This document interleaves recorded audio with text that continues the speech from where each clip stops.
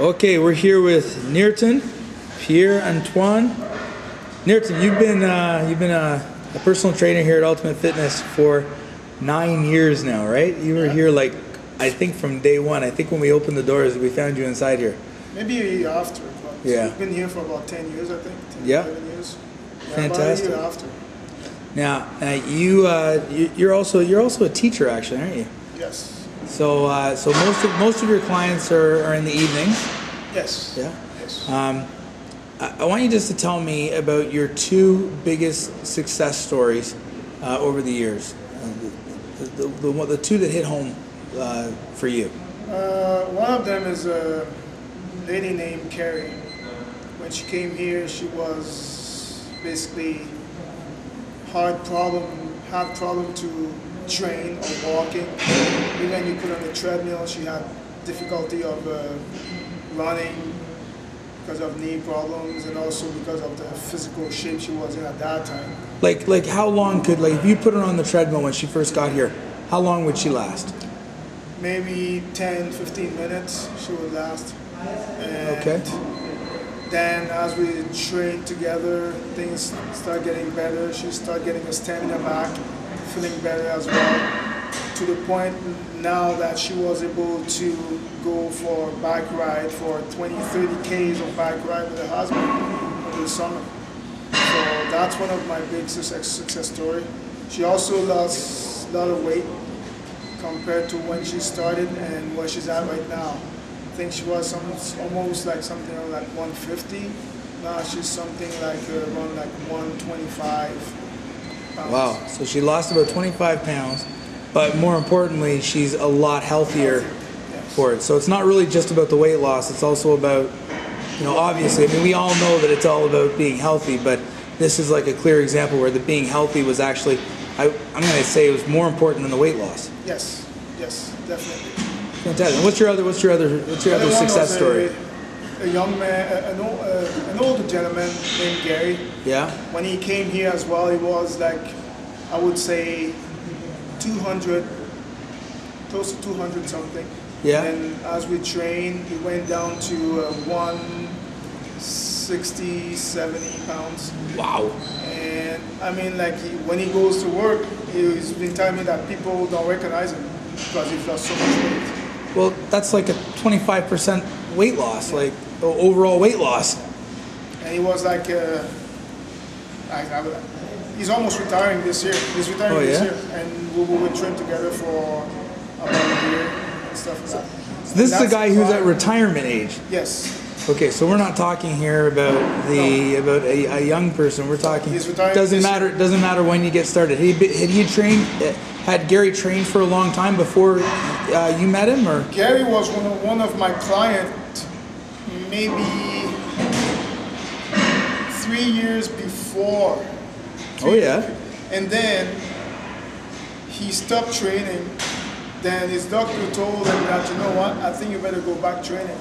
So I've been seeing him for like almost 3 years. And then when he came back here, and he told me when he came back, the first thing he asked was like, is Nyrton still working here? Because he was one of my clients. Yeah. I told him, yes, okay, that's who I want to be my trainer again, because we worked together before. Right. So, and then we started training, and then, like I said, it was almost 200 pounds. And by the time we were done, it was like 170. People couldn't recognize him even at work. It's like, holy man, Gary, you lost.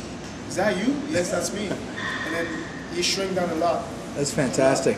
Yeah. Now, people are going to notice when they're looking at this video that you're in pretty good shape. So I'm just going to let the cat out of the bag. You've done quite a few bodybuilding competitions yourself over the years. Yes. So, and I know I've seen the trophies. So what are your titles right now?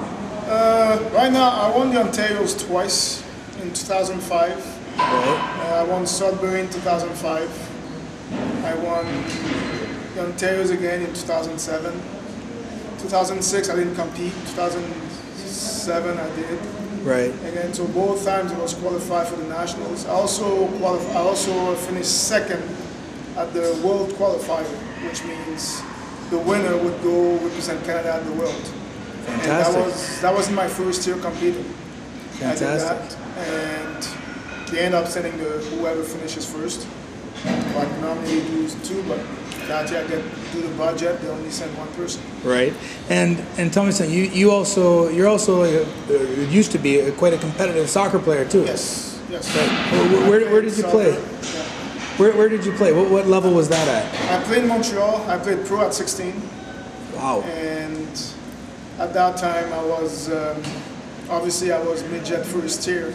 Right. So I played all categories up from to professional. I played with players that used to play with the Manic. Right. Which the Manic at that time was the biggest soccer team in Montreal. Okay. Yeah. And I played with players like that. And yeah. So here's a guy. So here's a guy from a very, very young age. You've been doing all sorts of sports, highly competitive. You've done, a lot in terms of, your bodybuilding credentials alone for the last, 4 years or so are extensive for stuff that you've done like currently. So how does that translate to the average person coming into the gym? Because I'm going to tell you, a lot of people are going to think that you're just going to train them like crazy and, these people have had these amazing results. They must have had to do something that, the average person couldn't do. No, everybody's different. Everybody has different goals. So basically I train someone according to what they want to achieve. Not everybody wants to be a bodybuilder. Bodybuilder training and if somebody wants to lose weight training are completely different. So okay. Therefore, if somebody wants to lose weight, I would give you training to lose weight, not to. Obviously, you're gonna have to build some muscles. Right. I will not train you to the point like you're getting bulky. And, right. And the misconception is also the fact that women think that the fact that they're lifting heavy, they will get big, they will get bulkier, but it cannot happen because women do not have the hormones required to be bulky.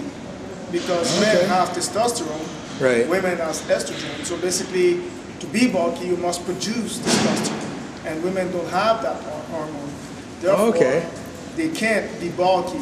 You will lift heavy, that's true, but what's heavy for so and so will not be heavy for me. Right. So therefore, it's not going to happen for a woman to be looking like me, unless, obviously, we all know they go other directions. We don't really endorse that sort of thing, though. Exactly. Okay, and you know what? And let's talk about that for a second, though. We talk about supplementation and things like that. You and I were talking the other day, and you mentioned something that's kind of interesting. I was asking you about supplements and what you take and that sort of thing to prepare for a show. And I thought, perhaps you took some, fancy supplements that, very, the expensive types of proteins and whatnot. And your answer to me was no. You don't look for anything like that. No. You see, basically, as I'm training, we all know every time you train, you're ripping your muscles off. So you have to rebuild them.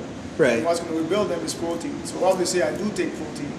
That's the only thing basically I'm taking right now is protein shake and food. So when natural food.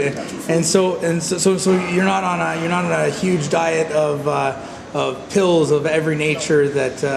The only thing I take is multivitamins and vitamin C.